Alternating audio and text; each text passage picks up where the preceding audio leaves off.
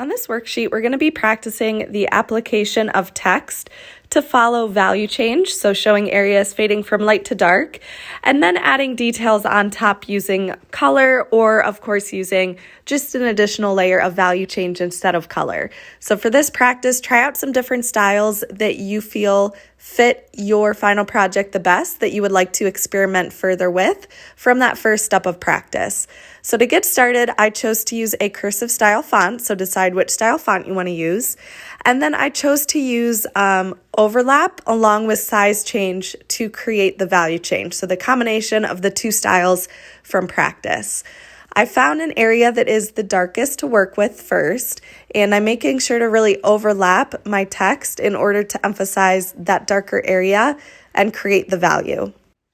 I'm making sure to really look at my reference picture and notice areas where it fades from that darker value into the lighter areas. So as I fade into the lighter areas, I'm starting to space my text out more and then use a larger font. So you can see that area there where I added the flower a lot larger.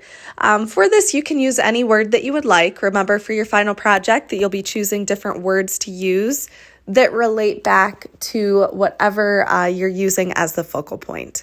So on the outside rim of the flowers, there is, for the most part, a darker value. So that's what I'm focusing on, and then fading as you go towards the bottom of the petal into the lighter values. If you're having trouble finding value change in your reference picture, whether it's just from this practice or when you get to your final project, something that helps is squinting your eyes, as that will kind of blur your reference picture and get rid of distractions from the background and allow just the dark and light values to kind of pop out. So try squinting your eyes. You can also try turning your reference picture upside down to help put the focus on what's actually there versus looking at what's there, and that could help as well.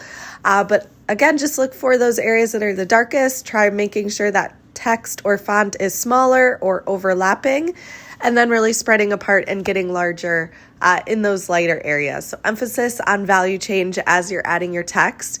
And then also think about the direction of the text as well.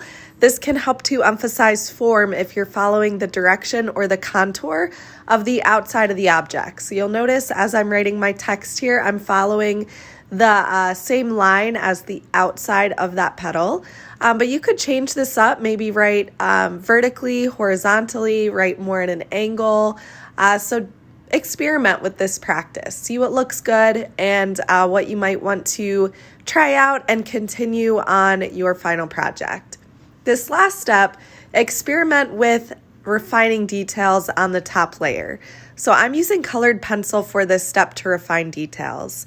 You could also just use maybe charcoal, a light value of pencil on top shading, but I'm continuing to emphasize, first of all, the value change. So in areas that are the darkest, I'm going over top with this darker purple, just really emphasizing and making those darker. This will help to kind of smooth out your value change, blend things together, and add that nice refining detail on top. Watercolor is another great choice, as that is transparent, so you can still see the text underneath. Another option could be pastels, so just the regular pastels versus oils. As the regular ones, again, you can shade really lightly with, so you can still see that text and the texture underneath. So whatever you choose to play around with, just make sure you can see the text under it. Now that I have all of the darker values emphasized, I'm going back in with another color for the lighter areas. You could just continue with the same color, but again, experiment, play around with some different ideas. So I'm going in with this lighter color, fading that medium tone into the highlights. So make sure you have a full range of values. And then also looking at the edge of the flower, so just refining those details around the outline. In your final project, you'll have a different mixed media background, but think about how you want your focal point to be separated from the background. Are you going to outline it with a thicker Sharpie outline?